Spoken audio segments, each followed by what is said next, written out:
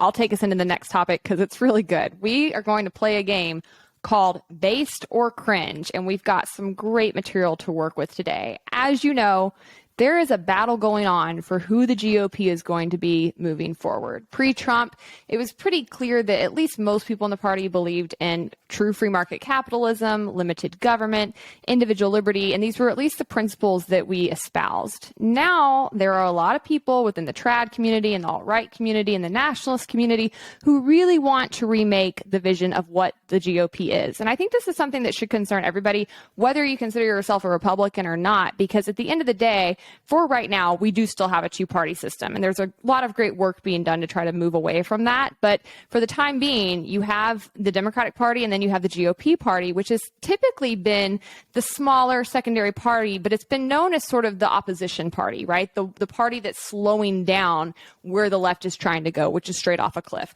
And so I have a lot of concern about what's happening within the GOP, because while I have major issues with the party, major, and I don't think they ever lived up to the values they said they espoused, they at least did have a party built around these ideas. And now that we see a lot of people trying to push away from that, we even see people on the right that are shouting down capitalism, that are really condemning individualism. I have a lot of reason to be concerned, and I think that we should be too. And one of the people in the GOP is this former, I think he was governor of Florida, right? And former senator. Maybe he's still a senator. Yeah, Rick Scott was the governor of Florida. Now he's the senator from Florida. Okay. And he just put forth his new vision for what he thinks the GOP should be. And it says the hour is late for America. And he gives this kind of roundup of things going on that he thinks should cause alarm. One of them is our government has created the highest debt in human history. Another point is Americans are afraid to speak their minds for fear of being silenced and canceled by the woke elites. He says our children are being poisoned by a false political agenda in their schools. Inflation is a tax placed on us by politicians who waste our money. It goes on and on. There's many, many points within this, and some of them I agree with at large. I think that he's right about some of these problems he's calling out.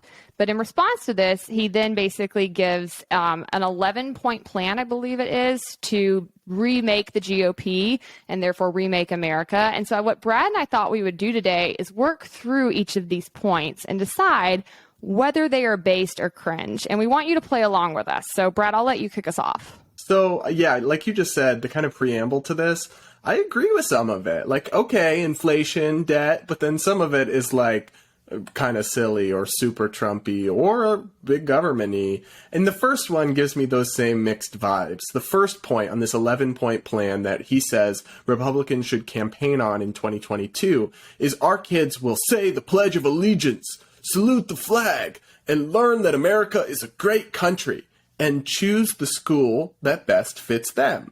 So the last half of a sentence is based, right? We want school choice. Republicans should be running on school choice, but the rest is cringe. Like, we should not be implied here as forcing kids to do the anthem, the Pledge of Allegiance, which is a little creepy if you listen to the words, actually. And I am a patriot. I do love America, but that can't be compelled, and that has kind of North Korea vibes if you're teaching, repeat after me, America is a great country. Our Senator Rick Scott is a wise and noble man. Like, it just, I'm kidding, obviously. But so I would say 75% cringe, 25% based. Yeah, he really pulled that one around because I was throwing up in my mouth at the beginning. I'm going to go on a little bit of a rant right now. I love America's foundational beliefs. I do think America is one of the greatest countries to have ever existed, despite the various flaws that we continue to deal with and how much our government persecutes all of us. That being said, I dislike nothing more than the Pledge of Allegiance and the anthem. They creep me out. First and foremost. That's a hot take. First and foremost, I don't pledge allegiance to my government. They should pledge allegiance to me.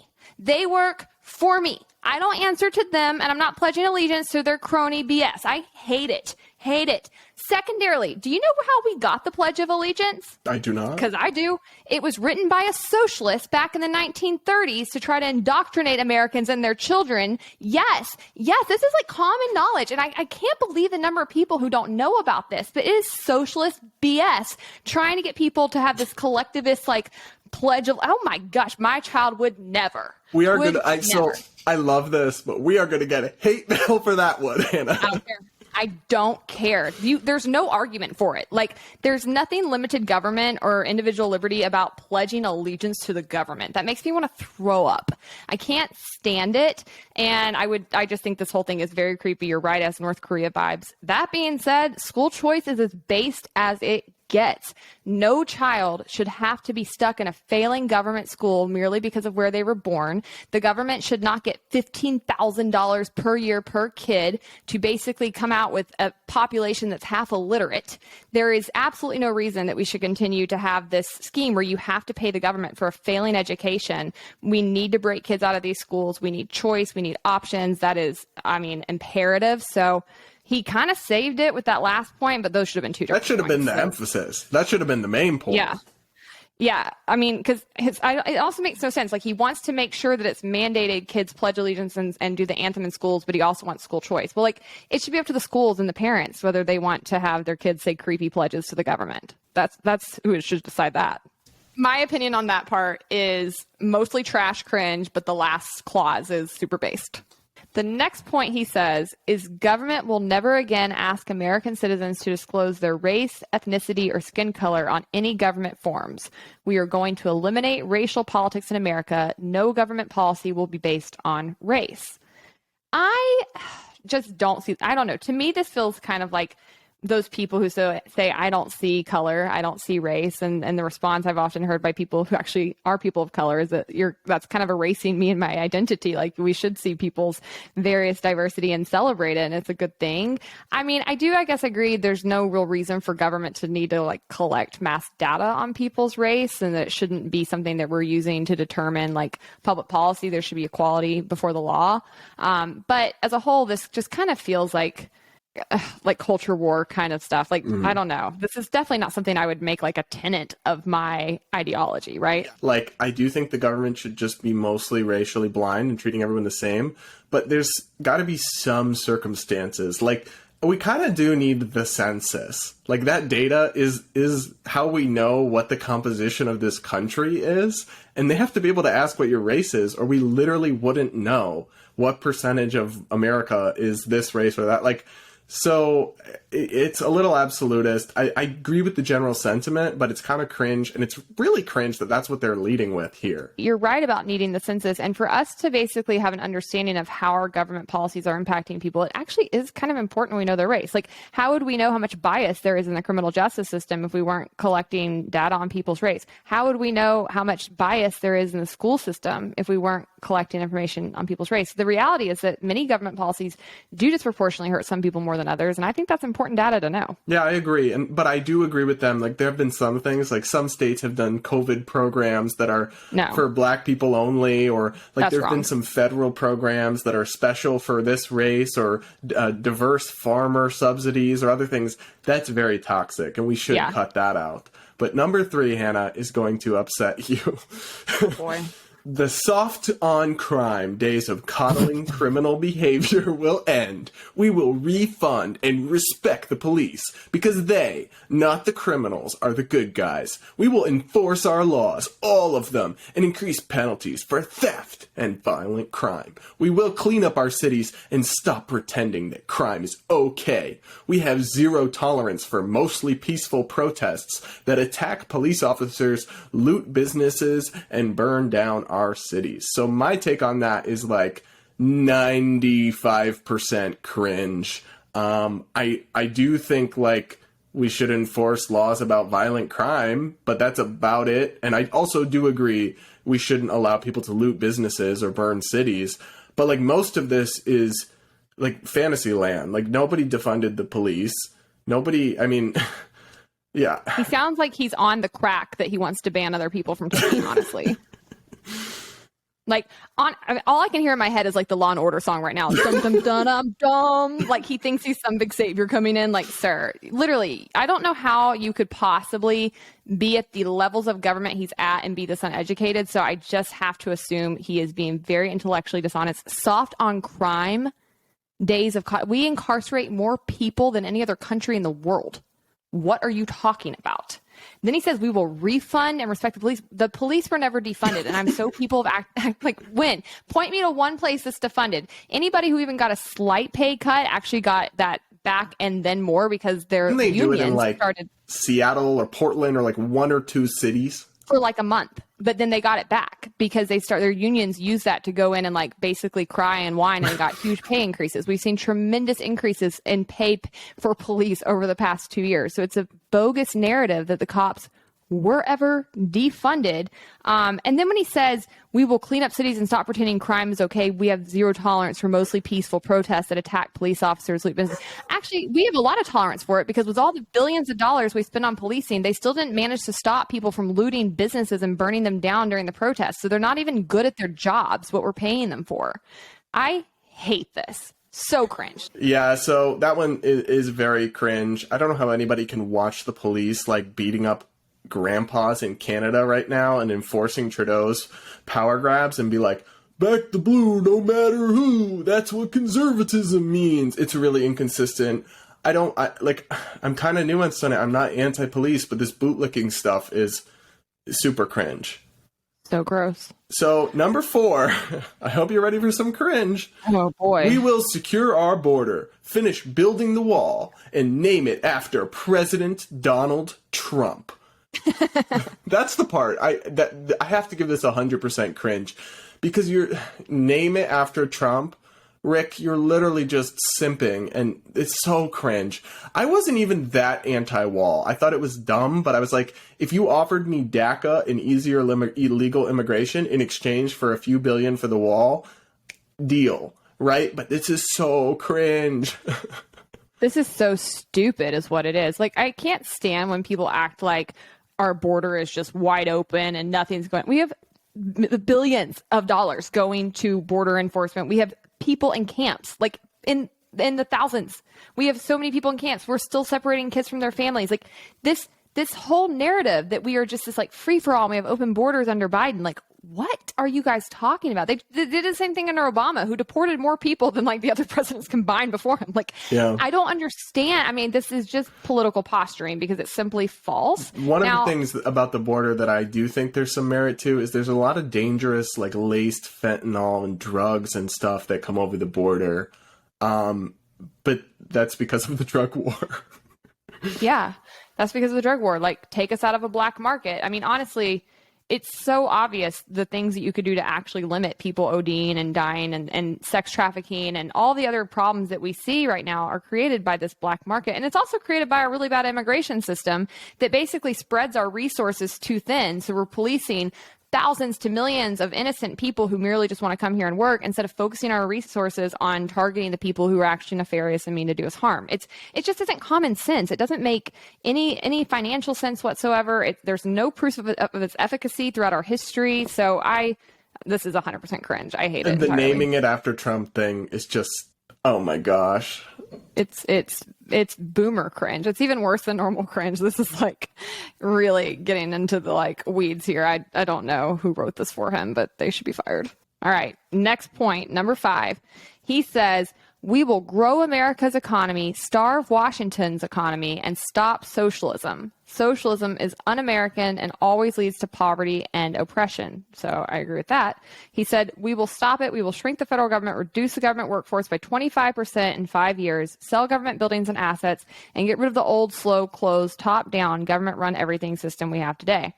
I see nothing wrong there. I say it's 100% based as far as the statement. I also see no concrete plans there. Like, that kind of just feels very in the clouds to me and buzzwordy, but I mean... Yeah, I agree. It's a little vague, but the sentiment is based, and who knows? Yeah. If Republicans actually enforced that, I know they say that would be based. Right. They love to talk about capitalism and then do the exact opposite. So if they actually want to come in and limit government and start getting it out of the market, I might come back to the GOP. Not holding my breath, though. Yeah, me either. But number 6 is something in the similar vein. It says, we will eliminate all federal programs that can be done locally and enact term limits for federal bureaucrats in Congress. Many government agencies should be either moved out of Washington or shuttered entirely. Yesterday's old government is fundamentally incompatible with the digital era. The permanent ruling class in Washington is bankrupting us with inflation and debt, so they must be removed. For you to have more, Washington must have less. I think that's based, honestly, yeah. I don't really have a strong opinion about term limits for Congress, but other than that, yeah, shrink the heck out of the federal government and either don't replace what it's doing or localize it as much as possible. I will say, of course, like, under Bush, we saw even faster or very fast growth of the federal government. Trump had a freeze at the beginning, but then he did take it away. So it's like super base sentiment, need to see some action. Yeah, I want to see actual policies and proof. I've been too burned to just trust them when they say these things anymore. It sounds based. I don't agree with term limits. I used to. This is something I've changed my mind on, but I think you can still believe in term limits and be based because I think the mentality and the intentionality behind it is correct. I just no longer think that they actually would do anything, and I think it misses the mark, and they're really hard to get, and there's other things we should be using our muscle to go after that would have a bigger long-term impact on the systemic corruption in our government. Like putting a maximum age on the presidency. That's my hill, and I'm here to die on it. I'll die on that one with you. Also, we got to fix the money. We have to break the two-party system. Like, that's really, nothing changes until then. You have term limits. You still just get more of these crony people who are beholden to the two parties. It just doesn't do anything. But again, I don't think it's not based. I just think I have a different opinion on now. So I'll give this statement a whole based. All right, next one. Where are we at? Number 7. He says, we will protect the integrity of American democracy and stop left-wing efforts to rig elections. Today's Democrat Party is trying to rig elections and pack the courts because they have given up on democracy. He is not wrong about the left, but he is wrong about there being election fraud and insecurity. I'm so tired of this. I'm tired of it from both sides because the left also does this about the right, and they both keep throwing this back and forth. I did a whole full-based episode on American elections, debunked all of the election conspiracy stuff on both sides, and then pointed to the real problem in their elections, which is that we are forced to fund and pay for a two-party system that is corrupt, that blocks independent candidates, that blocks third-party candidates, and that needs to be destroyed. So I think this is a misleading point. So I'll give it like a 25% based and a 75% cringe. So again, it's vague. I want to know what it means because this language kind of panders to the Trump election was stolen narrative, which I think is 100% cringe. It was not. However, if it's hinting at the Democrats' attempt to pass H.R. 1, this bill they're pushing that would have a federal takeover of all local and state elections and would honestly is like a disastrous bill. It would make really ridiculous election laws. It would block voter ID. And it would commandeer it all from Washington to centrally plan the nation's elections so your local and state authorities don't do it anymore. And then a lot of Democrats are trying to pack the Supreme Court, which is a terrible idea. It's something dictators do. It's an assault on democracy. So I guess it's how you read the statement, because as far as that stuff, if it's that what we're talking about, then this is based. But if this is pandering to Trumpian conspiracies about the stolen election, well, then that's definitely not based. That's cringe. I'm sorry, the man wants to name a border wall after Donald Trump. I can only read this as pandering to the Trump election conspiracy stuff. You might be right. I can't see it any other way. But you're right. If he did mean it in the way you say, then it would be based, but I don't think he does. So I'm going with mostly cringe on this one. So number 8, we will protect, defend, and promote the American family at all costs. The nuclear family is crucial to civilization. It is God's design for humanity, and it must be protected and celebrated. Oh, and then at the end he says, we will not allow socialism to place the needs of the state ahead of the family. So I have a mixed reaction to this because I'm all about, intact families and nuclear families. And I question a couple things, which is how much the government, that's like a social thing that I believe in. A cultural thing is strong families and communities.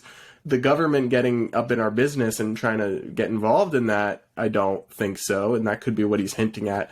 I also think he needs to chill with it's God's design. I mean, you're a senator and you're talking about a policy platform. We're really supposed to have, a separation of church and state. So also I would say, I agree with this, but I hope that and I don't know, but I hope that he means all families, including families that look like what my family will look like one day. I don't know if he does or not. So I'm all about being pro-family. I really am, but I'm not interested in that becoming a big government nanny state thing, and I'm also not interested in if that's a trad thing that only applies to what they think a family should look like. Yeah, there are some other points we're going to get to in a minute that lead me to believe that he would not like what your family's going to look like one day. And I don't know. I have a lot of issues here. First and foremost, you're exactly right. Nuclear families are great, but it has nothing to do with the government. That has everything to do with cultural and personal decisions, and the government shouldn't be trying to manufacture what families look like or weigh in on that at all. That it needs to just get out of the way of people and let them form the bonds and families that they so choose. Now, I come from a very close-knit, wonderful nuclear family, and I know I've benefited from that in many ways, but I really get kind of annoyed when people disparage families that look differently than mine.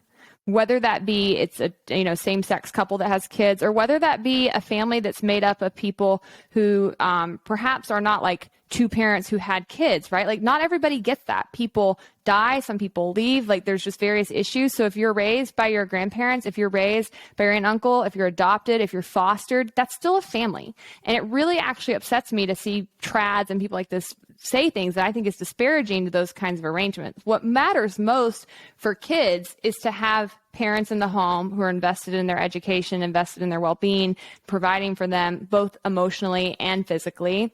And so I think that, I think this is mostly cringe because I think it really trends towards trying to force your view and your religion and your personal ideology on the rest of the country. And there's nothing based about that. Yeah, I would agree. All right. So his next point that inclines me to think that he's not very well intentioned in the previous point says that men are men, women are women, and unborn babies are babies.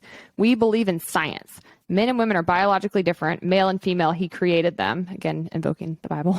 Modern technology has confirmed that abortion takes a human life. Facts are facts. The earth is round. The sun is hot. There are two genders, and abortion stops a beating heart. To say otherwise is to deny science. That's really feels like a tangent. There's a lot wrapped up in there. But like, again, I just don't know what this has to do with government. Like, at all. At all. This should come down to people's decisions with their doctors. I don't want the government involved in any of this. I do believe that abortion, after a certain point, is taking a human life. I don't really feel as strongly before like the first couple of weeks. But all of this to say, like, I really just feel like this is, again, culture war stuff that's trying to rally his base, but really doesn't fall into the overall view of a limited government or individual liberty. These things should be left up to people, and it really doesn't impact you. Like, it does not impact me what biology people say they have. I don't care. What does this have to do with government? It has nothing. It should have nothing to do with it. So I kind of agree, but I kind of disagree. I think we have to separate the two things here. One is obviously about trans issues, and the other one is about abortion. On the trans stuff, I do agree that everyone is biologically male or female. I think the real question is people have different gender identities and gender dysphoria that's persistent, and we need to respect that. But I don't really object to what he's saying in most of that on the gender stuff. But it's like culture war and cringe, and it doesn't have anything to do with the United States Senate. Like, that's a cultural conversation we have to have, like, about athletics and rules and who can go in what bathrooms and what does it mean to be a woman. And I don't even disagree necessarily with some of his inclinations on those questions, but it just feels improper. On abortion, however, we won't get into it because we've had a whole conversation on this podcast about abortion, but I do think there is a role for government if you believe abortion is murder, the same way we believe like murder should be outlawed, right? So I think from that perspective, I can see how it's relevant to government. It's very simplistic. It's not very nuanced, but I don't necessarily object to that part of it. Yeah, if people want, they can go back. Brad and I did a very deep dive into our different views on abortion and how we'd handle it. So go back and listen. We won't waste too much time going over that again here. Let's keep it moving. Americans, this is number 10. Americans will be free to welcome God into all aspects of our life, and we will stop all government efforts to deny our religious freedom and freedom of speech. The Democrat Party and their big tech allies are not merely secular. They have virtually created a new religion of wokeness that is increasingly hostile toward people of faith, particularly Christians and Jews. They are determined to drive all mention of God out of the public view. We will not be silenced, canceled, or told what to use by the politically correct crowd. I would say I think that's mostly based, though it's a little over the top, a little hyperbolic. I'm certainly completely on board with stopping all government efforts to deny religious freedom and freedom of speech. I'm also anti-cancel culture. The thing that gives me a little concern about this is he's talking about big tech. So it's like, well, is he hinting at the government needs to come in here and do something? Because I don't believe that, but it's kind of vague. So I would say this one is mostly based, but there's part that could be a red flag. Yeah, I feel like on its face it sounds base, but just knowing what I know about both the GOP and evangelical circles, it hints at something that drives me nuts, which is this like severe victim mentality that they love to have. Let's be really clear. Religion is not under assault. It is not. In fact, again, we have had so much precedent in recent years to uphold religious freedom. You're fine. The only thing that has changed is you're no longer allowed to really push your views on other people.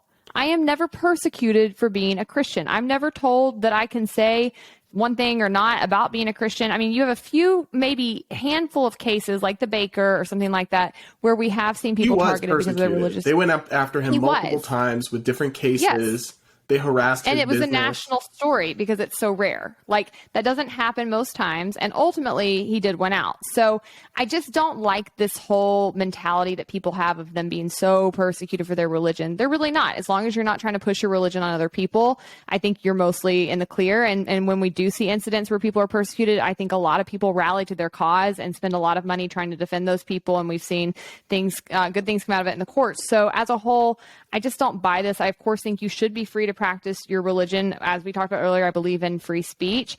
But I feel like a lot of this really does come from a place of people wanting to push their views on others. And given that this is a platform that he wants in the GOP, it sounds like that's what he wants. He wants to be able to push his religious views on the rest of the country. And that is absolutely not based. Yep. All right. Last point.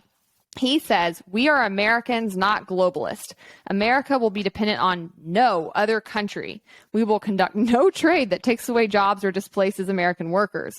Countries who oppose us at the UN will get zero financial help from us. We will be energy independent and build supply chains that never rely on our adversaries. We will only help countries that are willing to defend themselves, like Israel. Of course, he made Israel the one exception.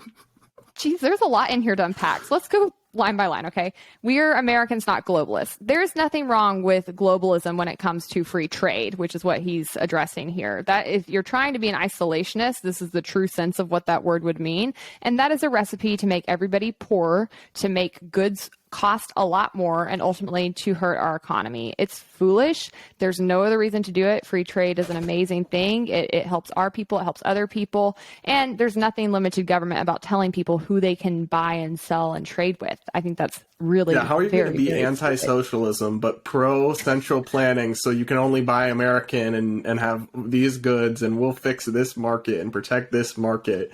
I think this whole thing is cringe. Trade doesn't take away jobs. Tariffs do. But what I also do want to say, when he says countries who oppose us at the UN will get zero financial help from us, I don't care if they oppose us or they're with us. Countries, period, should stop getting financial help from us. Like, facts. To stop giving other people our money. I like that he says, yeah, let us keep it. I do like that he says we could become energy independent. I think that's a worthy goal and something we should be at least trying to move in the direction of so that we aren't reliant on other people for basic resources.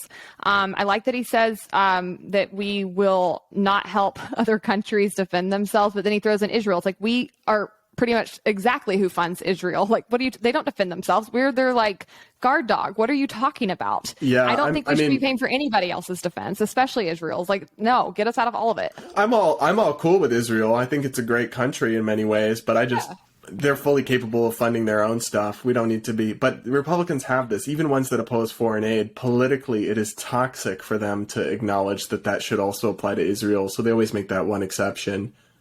Yeah, I think this whole thing is mostly cringe. He had a couple good points in there, but I would say that one's a big cringe.